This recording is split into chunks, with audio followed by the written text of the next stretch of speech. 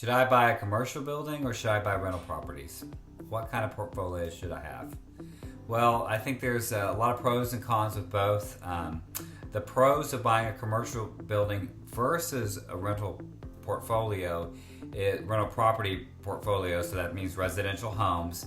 The pros on that is it's going to be a lot less time.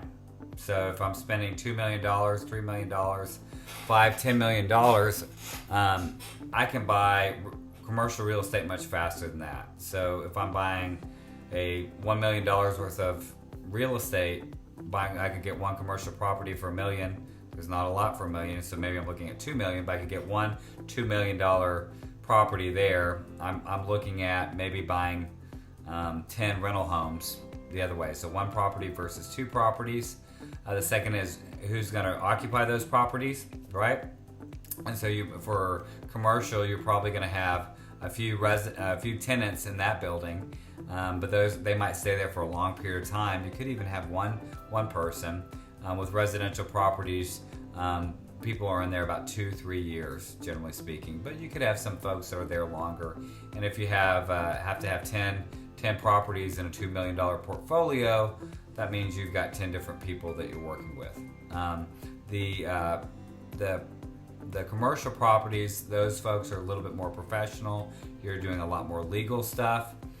Residents, they don't always come from a business, especially a real estate background.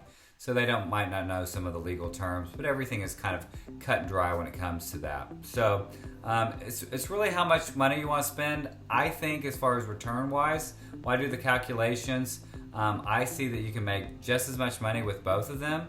I think that rental properties can be a little safer because you don't know which way the office market's going, the apartment market's going, but that could be you.